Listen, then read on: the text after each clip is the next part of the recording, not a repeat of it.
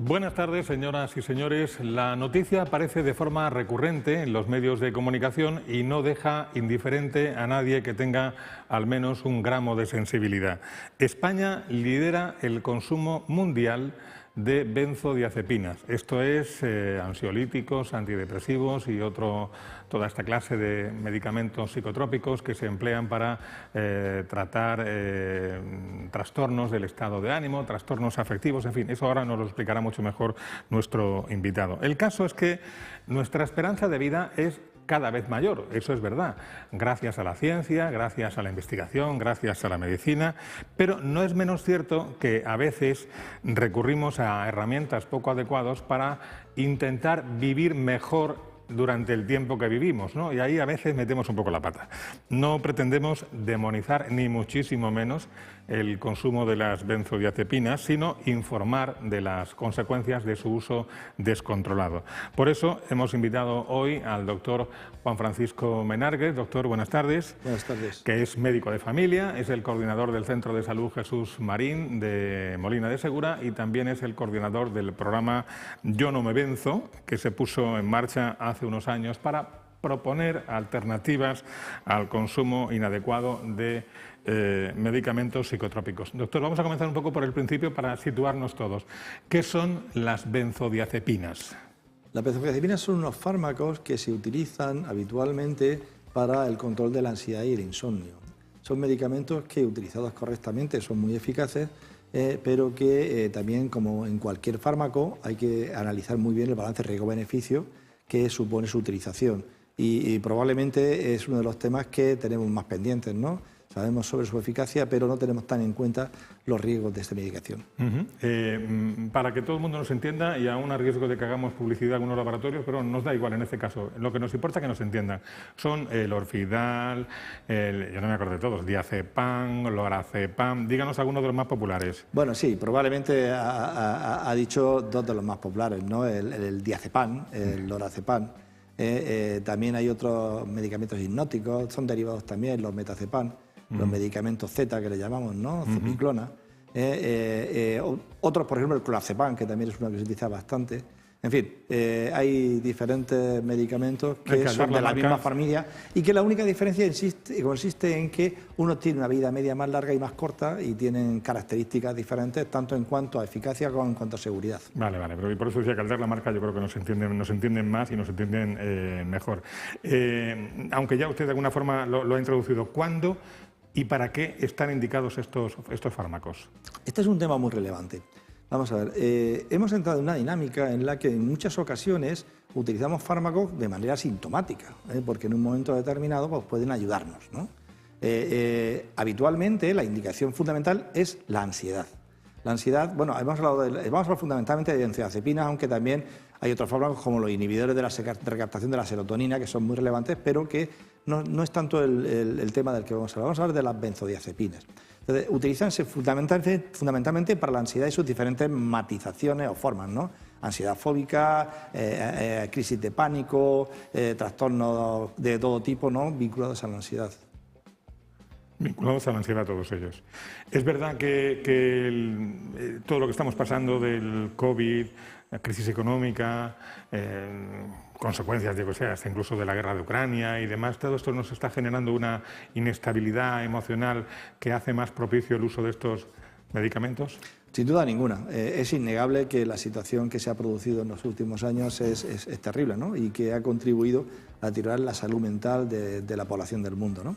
Es cierto que el problema es que en muchas ocasiones no hemos conseguido que esto nos resuelva la situación porque, como ocurre con muchas otras circunstancias, con problemas de salud mental, hay otros determinantes que se nos escapan de las manos, ¿no? En concreto, pues, estos problemas de salud mental tienen mucho que ver con determinantes sociales, económicos, y que no se resuelven con una simple pastilla, ¿no? Y es un tema que yo creo que deberíamos hablar posteriormente, ¿no? Hablar sobre qué hay que incidir para intentar evitar esta situación. Y luego, por otra parte, pues, aunque estos fármacos se pueden utilizar para los problemas de la vida, vamos a ver, cuando nosotros pusimos en marcha nuestro programa, no queríamos incidir sobre los pacientes que tienen problemas de salud mental serios. No queríamos incidir sobre esquizofrenia, sobre depresiones mayores. Lo que queríamos era fundamentalmente transmitir el balance riesgo-beneficio de estos fármacos en los problemas de la vida, que es de lo que estamos hablando, ¿no?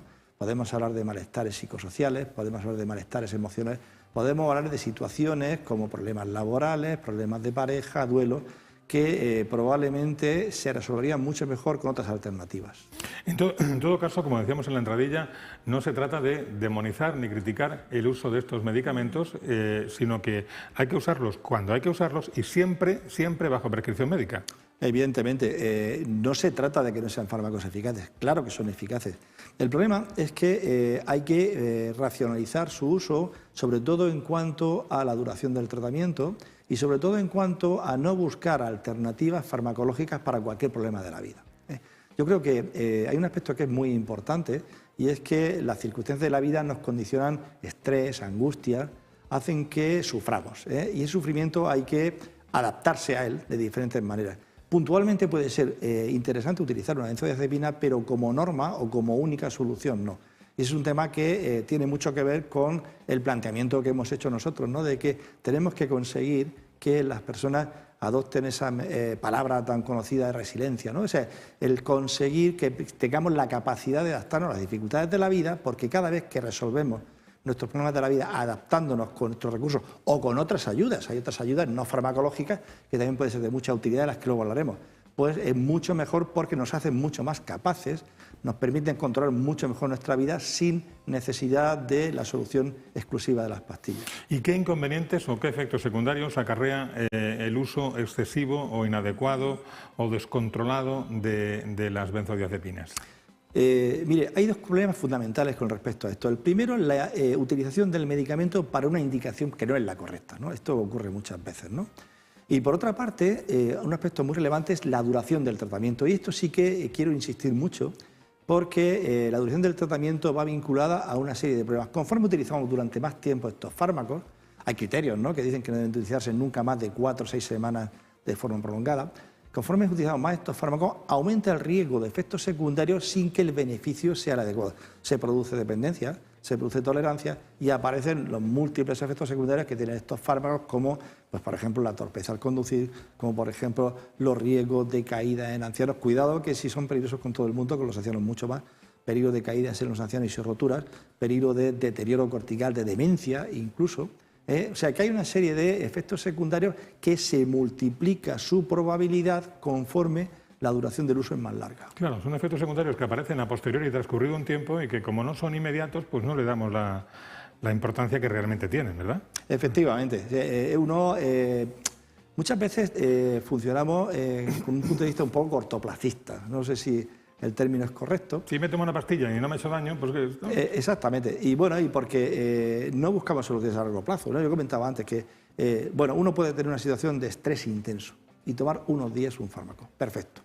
Pero una vez que ha pasado ese momento, los procesos adaptativos personales requieren que se realicen con unos procedimientos diferentes, y por tanto es por lo que pretendemos siempre mejorar nuestra capacidad de control sobre nuestra propia vida sin necesidad de pastillas. No todo se resuelve con pastillas, porque tenemos que buscar otras estrategias que además nos capacitan y nos hacen mucho más fuertes ante los nuevos problemas de la vida.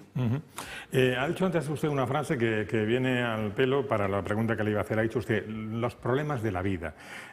¿Por qué cree usted que se están dando estos índices tan elevados en el consumo de benzodiazepinas? Quizá porque pretendemos aplicarnos como una varita mágica para solucionar los problemas de la vida. Efectivamente. En los últimos años se ha producido una situación que se llama medicalización de la vida. Desafortunadamente, y aquí somos responsables prácticamente todos, la sociedad, los mismos profesionales, hemos transmitido que tenemos respuestas para todo y soluciones para todo, ¿no? Y esto ha contribuido a que muchas veces se plantee que el médico puede dar respuesta a cualquier necesidad de la vida. Y esto ha generado pues una dinámica de utilización de fármacos para estos problemas de la vida. Pues, por ejemplo, ha inventado alguien algunas enfermedades como, por ejemplo, pues la tristeza, como por ejemplo el duelo, como por ejemplo la alopecia, como por ejemplo hay cosas que no son realmente enfermedades, no hay cosas que sí, ¿no? Pero que forman parte de la vida cotidiana y que muchas veces pues no se resuelven con una pastilla, sino que hay que buscar otras alternativas. Claro, lo que pasa es que seguramente muchas de estas personas que son víctimas de alguna de estas cosas, he dicho víctimas, que tampoco es la palabra, pero bueno, dicen, ya, pero es que tengo derecho a sentirme mal porque soy calvo o porque estoy gordo o porque soy bajito. Sí, tendrán derecho a sentirse mal, pero no es una enfermedad propiamente dicha. Totalmente de acuerdo. Yo siempre he sido un gran defensor de la atención centrada en las personas, ¿no? Y tengo muy en cuenta los valores, las expectativas de las personas a las que atiendo. Y como usted dice, es que tienen derecho a sentirse mal. Otra cosa diferente es que a nivel social planteemos que todos son enfermedades, incluso que tenemos respuesta con pastillas para todo. Mire, hay una línea de pensamiento con la que estoy profundamente de acuerdo, que se llama prevención cuaternaria. ¿En qué consiste esto? Pues consiste en que muchas veces con nuestras intervenciones perjudicamos la salud. Y bueno, podríamos hablar mucho de esto, pero probablemente cuando algo no esté totalmente demostrado, contundentemente en evidencia, que produce un beneficio importante sobre la salud, pues habría que plantearse utilizar un medicamento de este tipo, ¿no? Y esto ocurre con muchos medicamentos, ¿no? En los cuales el beneficio es muy marginal y en los cuales, pues además, muchas veces nos evitan. Voy a poner un ejemplo muy típico. Cuando tenemos un paciente con una diabetes, lo más importante es la dieta y el ejercicio. Lo más importante es eso. Y en cambio vamos directamente a las pastillas, ¿no? Que muchas veces, cuando además, por ejemplo, hablemos del ejercicio, ¿no? Una actitud que genera múltiples efectos. O sea, produce mucha más salud el ejercicio que muchas pastillas. Entonces, al final, tanto para el paciente como para el profesional, es más fácil, y usted lo decía antes, es más de, bueno, tómate la pastilla, porque esto te va a dar la solución. Y además pues me complica mucho menos, ¿no?, el proceso. Sí, la verdad es que esa es una corriente de opinión que hay entre algunos colegas suyos en primaria que dicen que tal y como está la atención primaria de listas de espera, en fin, de saturada y demás, y la cantidad de gente que hay con problemas que llegan a la consulta, algunos llorando literalmente, que dicen que les cuentan al médico sus problemas vitales, que no pueden dormir, que, en fin, que se sienten ahogados por su propia existencia y con el poco tiempo que dispone el médico para atenderlos adecuadamente, a veces este tipo de medicamentos son una vía de escape, una solución provisional. Bien, es posible que eso también esté sucediendo. Y lo entiendo perfectamente. Y vamos a ver, esto es una realidad, es una realidad. Fíjese, los médicos de familia somos las personas que probablemente en nuestra formación, en nuestra práctica clínica, mejor entendemos el abordaje integral de las personas. Mejor entendemos la importancia de la comunicación, de la relación médico-paciente, de transmitir información, de explorar expectativas, de hacer partícipes a los pacientes en la toma de decisiones. Eso requiere tiempo. Y eso que nosotros entendemos perfectamente, muchas veces la situación a la que nos ha llevado la pandemia y muchas otras cosas que no voy a contar, nos hace que tengamos una disponibilidad de tiempo mucho menores cuando somos las personas más cualificadas para abordar este tipo de problemas con esa perspectiva mucho más humana, mucho más integral. ¿Qué ocurre? Que en muchas ocasiones, como usted dice, pues alguien piensa, ¿en qué puedo ayudar a esta persona en mis condiciones? Pues le doy la pastilla. No se trata tanto de una comodidad como muchas veces, ya digo, la dificultad que las circunstancias de trabajo actual nos produce a la hora de poder abordar de forma correcta nuestros pacientes. Pero tenemos clarísimo que eso no es el abordaje adecuado. Claro, eso me lleva a pensar, han pasado por este programa en otras ocasiones profesionales de la psicología o de la psiquiatría y nos han dicho lo necesario que es reforzar los sistemas de atención psicológica en primaria y, en fin, la escasez que hay de estos profesionales. Seguramente esta es una vía alternativa también a las pastillas, que se pueda prestar en el sistema público la atención psicológica adecuada para abordar determinados problemas que no necesariamente han de ser tratados con pastillas.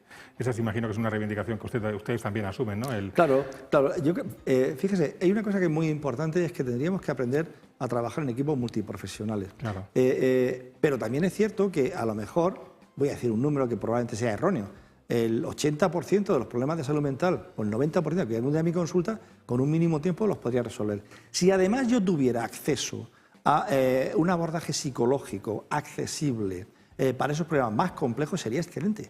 Sería excelente. Entonces, se trataría de que todos tuviéramos unas disponibilidades de tiempo o una disponibilidad de profesionales adecuadas para poder dar respuesta a esas necesidades. Por supuesto que para mí trabajar con psicólogos, como trabajar con licenciados en ciencia del deporte o con nutricionistas, me parecería estupendo. Pero la realidad es la que tenemos. Y la realidad que tenemos es que ahora mismo Lo que necesitamos es más tiempo para poder abordar las cosas de manera correcta. El programa Yo no me venzo se puso en marcha hace ya unos años. ¿Y qué es lo que propone en concreto?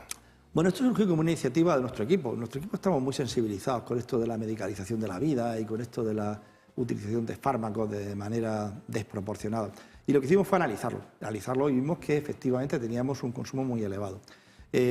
Ante ese consumo, pues lo que hicimos fue trabajar con nuestro Consejo de Salud, que es uno de los consejos de salud, creo que el único que funciona de forma de hace 30 años en la comunidad autónoma, y yo personalmente llevé esta propuesta y se creó un grupo de trabajo. Un grupo de trabajo que se me hizo el encargo de que se diera respuesta a estas necesidades sin necesidad de pastillas, ¿no? Creamos un grupo de trabajo que es multiprofesional, ahí intervienen psicólogos, psiquiatras, trabajadores sociales, ciudadanos de Molina, farmacéuticos, porque nos parece muy importante que todos los actores del sistema participen en esto y está dirigido con actividades tanto a farmacéuticos como a profesionales como a ciudadanos.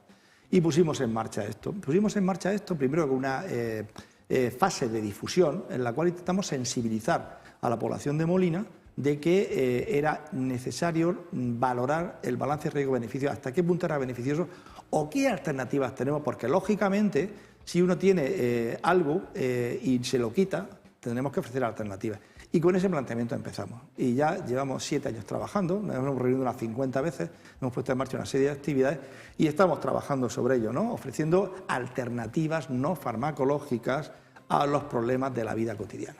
Alternativas que pueden ser, por ejemplo, escuela de sueño, algún tipo de talleres de terapias alternativas, este tipo de cosas, entendiendo bien que ustedes, los creadores de este programa, pueden ser los impulsores, pero que a la vez no pueden ser los ejecutores, por una cuestión obvia de falta de tiempo, de infraestructuras, que tiene que ser la sociedad comunitaria, los ayuntamientos, la comunidad autónoma, en este caso concreto el Ayuntamiento de Molina, quienes pongan las herramientas necesarias para ejecutarlo, ¿es así? Mire, desde el primer momento nosotros trabajamos siempre, hace muchos años, ¿no?, con una estrategia comunitaria muy vinculada a las estructuras municipales y sociales del ayuntamiento y de la sociedad molinense.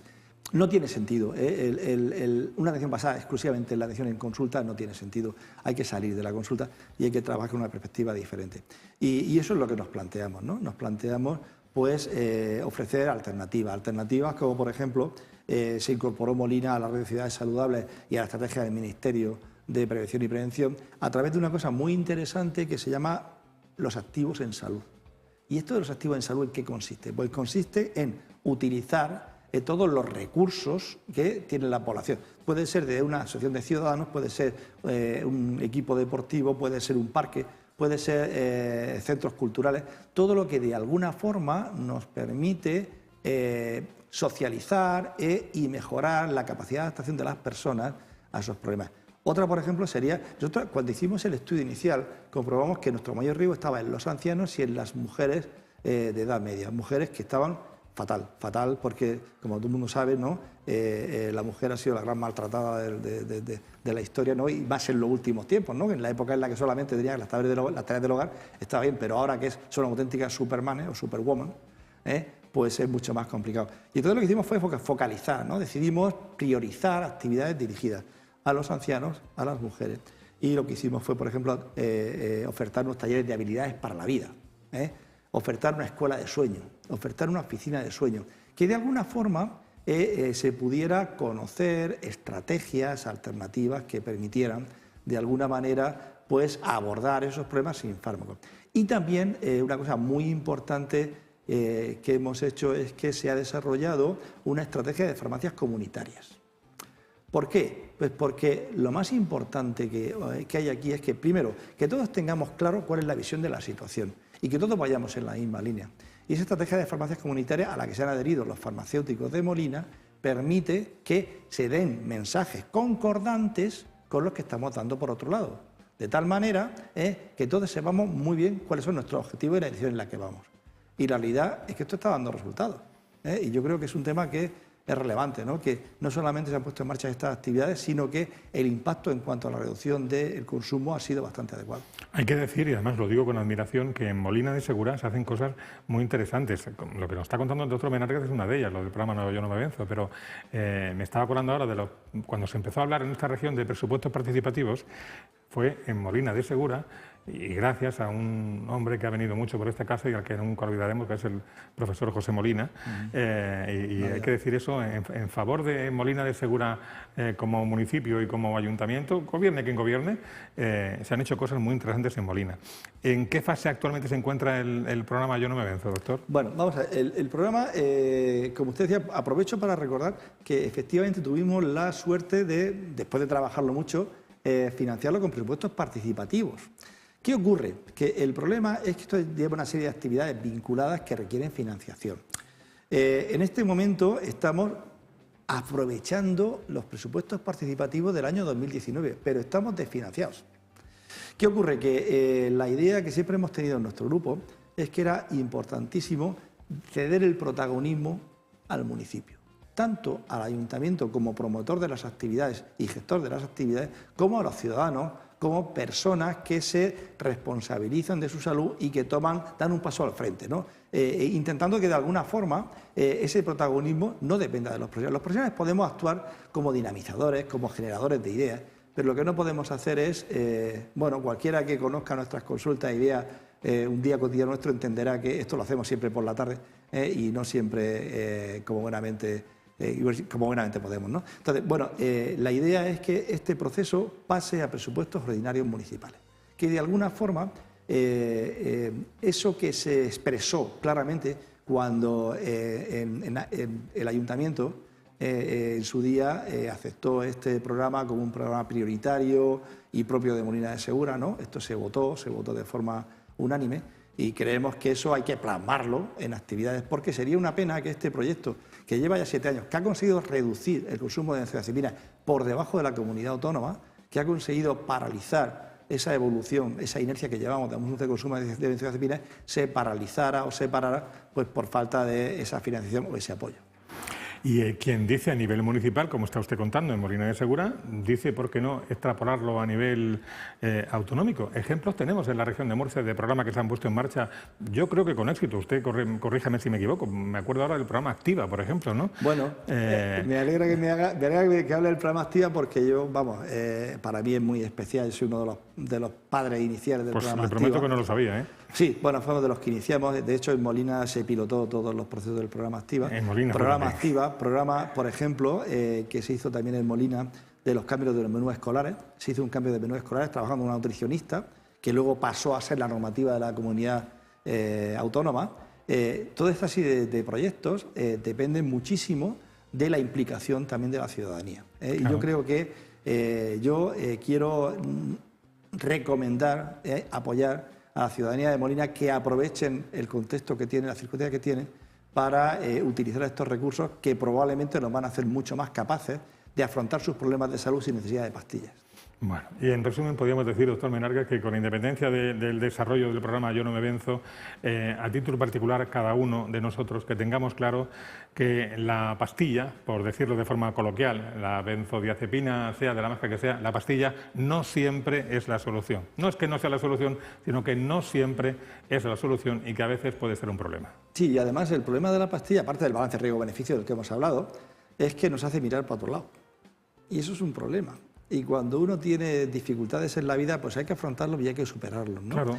Y por eso yo siempre defiendo que hay que huir un poquito de modelos paternalistas que demandan muchas veces la propia sociedad. Deme usted algo inmediato, deme usted la solución. No, vamos a ver, vamos a ponernos en el camino de que usted, con sus recursos, no siempre se puede hacer, evidentemente, situaciones dramáticas, pero no estamos hablando de situaciones dramáticas, que requieren un abordaje mucho más complejo y mucho más especializado. Estamos hablando de las cosas cotidianas de la vida. Y yo creo que es importante que decidamos controlar nuestra propia vida, tomar nuestras decisiones y que eso nos permitirá ser mucho más felices y hacernos mucho más capaces de afrontar nuevas dificultades. Pues esperemos, doctor Menargues, que el Ayuntamiento de Molina y ojalá la Comunidad Autónoma y otras administraciones tomen conciencia, que seguro que la tienen, pero que tienen que ponerlo en la práctica, de las ventajas de un programa como el que ustedes propugnan y que se desarrolle con éxito. De momento lo que le agradecemos es que haya venido aquí a contarnos todo esto, con ese tono divulgativo con el que lo ha hecho. Muchísimas gracias y mucha suerte y hasta una próxima ocasión. Muchas gracias a usted. A ustedes también, les agradecemos que nos hayan acompañado y nos encontramos el próximo día aquí en Voces de la Región. Buenas tardes.